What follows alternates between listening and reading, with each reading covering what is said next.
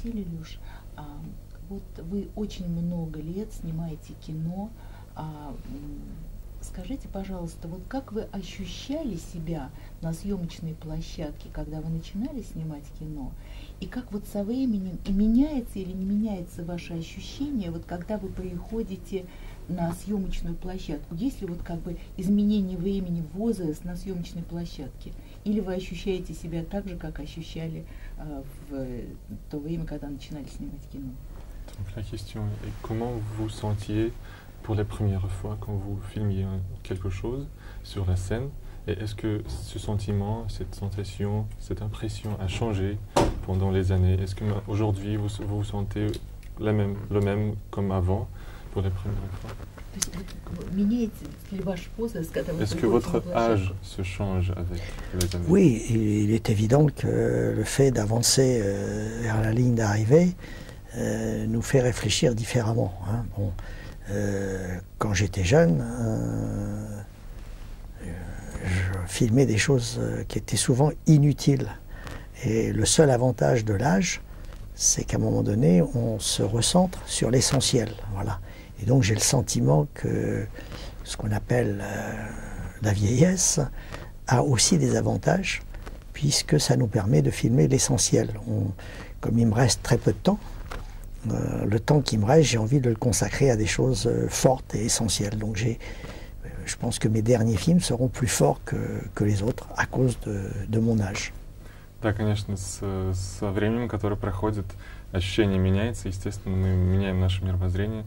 И я могу сказать, что когда я был более молодым, я снимал много вещей, которые были абсолютно бесполезны. С возрастом это приходит некоторая мудрость, и ты становишься умнее, ты начинаешь видеть основное, необходимое, и в этом есть некий плюс, некое достоинство старости. Ты понимаешь, что у тебя осталось не очень много времени, и у тебя есть как бы не очень много шансов снять то самое необходимое и самое основное. Скажите, а изменился за годы того, что снимаете кино, ваш идеал женщины? Est-ce que l'idéal d'une femme, est-ce que c'est changé? Il est en train de changer, c'est ce que je disais tout à l'heure. La grande différence entre l'homme et la femme, c'est la femme. Et cette différence est en train de se réduire considérablement. C'est ça que j'ai essayé de filmer, j'ai essayé de montrer que les femmes vont de plus en plus ressembler à des hommes et les hommes de plus en plus à des femmes. Voilà. Alors est-ce que c'est bien, est-ce que c'est mal? Je ne sais pas. Parce que la différence, la complémentarité, ça a aussi pas mal d'avantages. Mais en tous les cas, c'est une évidence que les femmes sont en train de changer le monde et les hommes de réapprendre le mode d'emploi pour comprendre les femmes. Donc les femmes sont en train aujourd'hui de prendre le pouvoir et c'est pour ça que les hommes ne comprennent plus rien, qu'ils sont déboussolés et qu'ils ont de plus en plus peur des femmes. Конечно, идеал женщины меняется, как я уже говорил сегодня на пресс-конференции, женщины все больше и больше становятся мужчин, мужчины все больше и больше становятся похожи на женщин, и основная разница между мужчиной и женщиной, это была женщина. Сегодня, когда у женщин все больше и больше власти, они становятся сильнее, мужчинам придется как-то пересмотреть некоторую инструкцию, как с ними обращаться. И они не очень понимают, как теперь с такими женщинами быть, и вот основная мысль. Наш великий поэт Пушкин сказал, у него есть такая стихотворная строка: «Над вымыслом слезами обольюсь». Над вымыслом слезами обольюсь. А вот для вас кино вот остается таким вымыслом, куда нельзя пускать, может быть, какие-то вещи из жизни, там жесткость, разочарование, цинизм, или вы считаете, что кино должно отражать все ваши чувства? Il y a une phrase de Pouchkine qui se traduit comme je pleurerai beaucoup à cause de l'imagination. Est-ce qu'il y a des choses au cinéma que vous permettez et il y a des choses que vous ne permettez pas? Il y a peut-être des sensations, des émotions que vous ne pouvez pas laisser passer dans le cinéma? Pour l'instant, je ne me suis jamais censuré, je ne me suis jamais interdit. Je pense que j'ai jamais censuré mes rêves, jamais. Je pense que les rêves, c'est la préparation à un monde meilleur. Ce que j'aime au cinéma, c'est que les gens qui sont sur l'écran ont l'air plus intelligents, plus beaux, plus courageux que ceux qui sont dans la rue. Voilà. Alors quand je fais un film, c'est pour montrer des hommes et des femmes qui ressemblent plus aux hommes et aux femmes que je souhaiterais rencontrer qu'à ceux qui sont dans la rue. Je me suis jamais censuré mes rêves. Il ne manquerait plus que ça maintenant qu'on censure les rêves. Et donc un artiste, c'est quelqu'un qui ne censure pas ses rêves. Donc ce que je dis dans mes films, c'est quelque part la réalisation de mes rêves. Я никогда никакую цензуру не накладывал на свои мечты и на свои эмоции.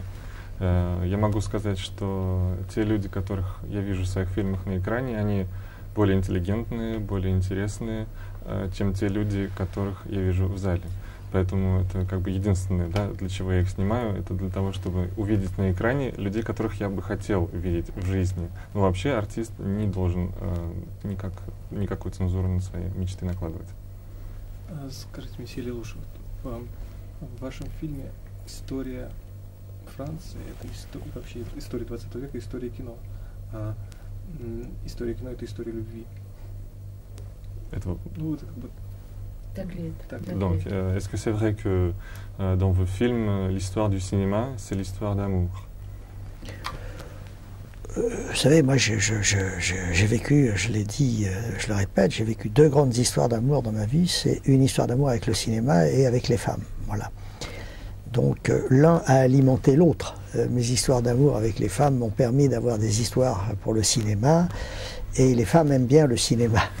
Donc ça a été une sorte d'accélérateur. Les deux se sont... le couple idéal pour moi, c'est le cinéma et les femmes. En plus, la caméra adore le visage des femmes. Je veux dire que le cinéma aime les femmes, peut-être encore plus que les hommes, et c'est pour ça que le cinéma les embellit. En plus, elles savent très bien que la caméra peut les rendre encore plus tout ce qu'elles sont. Voilà. Alors, c'est cette double histoire d'amour que, si vous voulez, j'ai trompé le cinéma avec les femmes et j'ai trompé les femmes avec le cinéma. Voilà. Donc j'ai jamais été fidèle ni à l'un ni à l'autre, mais quelque part, pour moi, c'est une seule et même personne. Il n'y a rien de plus féminin que le cinéma. Le cinéma, pour une actrice, pour une femme, être actrice, c'est naturel, alors que pour un homme, c'est suspect. D'accord. Я могу сказать, что 2 основных любви в моей жизни — это кино и женщины. Одно питало другое. Женщины подпитывали кино, кино подпитывало женщин. Женщины, плюс ко всему, любят кино, а кино любит женщин. Можно сказать, что камера любит женские лица больше, чем мужские. В камере женские лица получаются еще красивее, и женщины это знают, они становятся тем, кем они есть именно в кадре. Вот, то есть можно сказать, что кино, оно такое женское, больше, чем мужское. Поэтому это 2 основных вещи, которые как бы являются единым целым. Это один человек для меня. История 20 века — это история кино, а вот история 21 века, по-вашему, то есть это будет тоже история кино или что-то изменилось? L'histoire du XXe siècle, c'est l'histoire du cinéma. Et l'histoire du XXIe siècle, c'est quoi? Oui, c'est vrai que l'histoire du XXe siècle, c'est l'histoire du cinéma. Je dirais même que la mémoire du monde commence avec le cinéma. C'est-à-dire qu'avant le cinéma, le monde n'avait pas de mémoire. On racontait un peu ce qu'on veut. Alors la littérature a été la première mémoire du monde, mais c'est plus facile de tricher avec la littérature qu'avec le cinéma. On peut tricher aussi avec le cinéma, mais la tricherie est plus difficile. Donc c'est un peu vrai que cette histoire du monde et du cinéma commence en 1895, et c'est pour ça que mon film commence en 1895 avec la naissance du cinéma. Да, действительно, история 20 века — это история кино. И даже можно сказать, что человеческая память началась, человеческие воспоминания, они и есть в 20 веке, потому что появилась возможность снимать что-то. Да, первые воспоминания — это, естественно, литература, но в литературе очень просто смухлевать. А в кино смухлевать тоже можно, но гораздо сложнее. Вот, поэтому история 20 века — это история человеческих воспоминаний, да.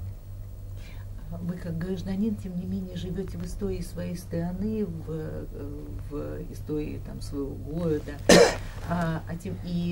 Помимо этого вы живете как синефил в истории кино. Вот какая из этих историй для вас важнее? То, что происходит в жизни вокруг вас, в жизни государства, или то, что происходит в кино и составляет там ваши эмоции, память? Donc, vous habitez comme un citoyen de votre pays et comme un cinéphile. Et qu'est-ce qui est plus important pour vous, de se sentir quelqu'un dans l'histoire de votre pays ou quelqu'un dans l'histoire du cinéma? Pour moi, le plus beau pays du monde, c'est une salle de cinéma où on passe un bon film. Je veux dire que le cinéma a donné un sens complet à ma vie. Je trouve qu'on a besoin de communiquer avec les autres, et l'art de l'image est le meilleur moyen de parler aux autres. C'est pour ça que j'aime le cinéma. J'aime le cinéma tout simplement parce qu'il me permet de parler avec des Russes, avec des Américains, avec des Français. C'est un langage international, et je pense qu'un jour, un film sera tellement beau, tellement réussi, qu'en 2 heures, il pourra peut-être changer les mentalités du monde entier. Для меня самой красивой страной для жизни является зал, в котором идет хороший фильм. И для меня кино — средство общения с людьми, что самое важное. Поэтому, благодаря своим фильмам, я могу общаться с русскими, с французами, с американцами. Я надеюсь, что однажды появится такой фильм, который за 2 часа в кинозале сможет изменить ментальность целого мира. Скажите, пожалуйста, вот возможно ли назвать фильм, который больше всего, это может быть странный вопрос, потому что таких фильмов может быть много, повлиял на вас, вот сформировал вас, или какое-то такое, или какой-то поворот в вашей жизни спровоцировал? Я знаю, что вот то, что вы рассказывали про «Летят журавли», но может быть еще какая-то картина, больше всего повлиявшая на вас. Donc, est-ce qu'il existe un film qui vous a formé, qui vous a influencé le plus? Peut-être, vous avez déjà parlé du film russe. Oui, de ce film russe en Quand passent les cigognes. Oui, c'est ça. Mais peut-être il y a quelque chose d'autre qui vous a influencé le plus. Je pense que, au départ, les films de Chaplin m'ont fait aimer le cinéma. Je veux dire que Chaplin, Buster Keaton, enfin tous les comiques. Ce que j'ai aimé au cinéma, d'abord, c'était de rire. Ensuite, j'ai aimé pleurer. Et puis, maintenant, j'aime avoir la chair de poule. Voilà. Donc, j'ai commencé par les films drôles. Ensuite, j'ai continué par les films qui me faisaient pleurer. Et moi, j'essaye de faire des films qui donnent la chair de poule. Voilà. C'est quoi la chair de poule? C'est le frisson. Ah oui, la chair de poule, je ne sais pas comment ça se traduit en russe. C'est quand on frissonne. Vous savez, quand on regarde quelque chose et on rit plus, on pleure plus, mais on frissonne. On tremble, quoi. Да, действительно, очень сильно на меня повлияли фильмы, где играют комики, Чаплин и другие, потому что сначала я научился смеяться, смотря фильм, потом я научился плакать, а я сам делаю такие фильмы, от которых ты просто дрожишь, как курица. Ты смотришь, не смеешься, не плачешь, а просто трясешься. И последний вопрос, последний. Как вы относитесь, что для вас